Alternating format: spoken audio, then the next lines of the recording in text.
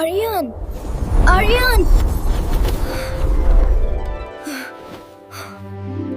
চলে এসো। প্রাসাদের এই দেয়ালের বাইরে ওই নীল বনটা সব সময় আমাকে ডাকে। আজ রাতেই আমি এর রহস্য জানবো। এই তো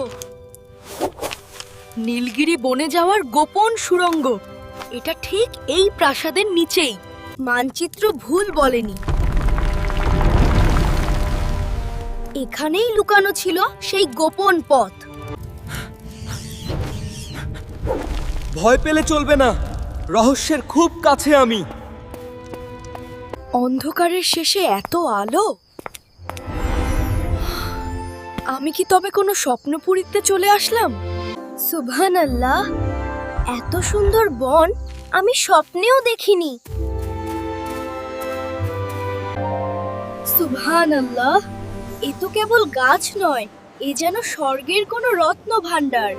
এর সাবধান আরিয়ান, এক মুহূর্তের ভুল মানেই এই উত্তাল স্রোতে হারিয়ে যাওয়া। আমাকে ওই গাছের কাছে পৌঁছাতেই হবে।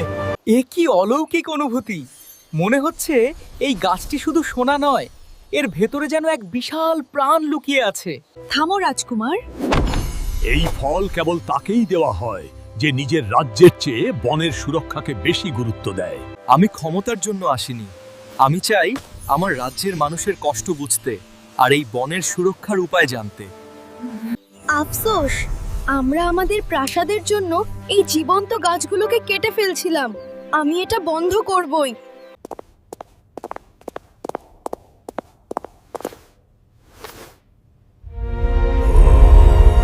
পিতা, আমাদের বিলাসিতার চেয়ে প্রকৃতির জীবন অনেক দামি। আমি বনের আর্তনাদ শুনেছি। নীলগিরি বন বাঁচলে তবেই সুবর্ণগড় বাঁচবে।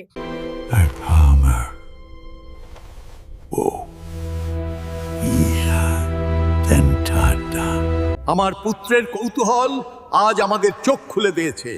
আজ থেকে নীলগিরি বন হবে সংরক্ষিত।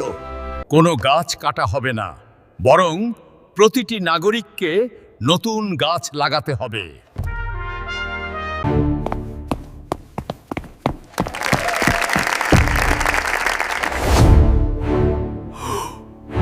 এখন থেকে আমরা সবাই বন্ধু।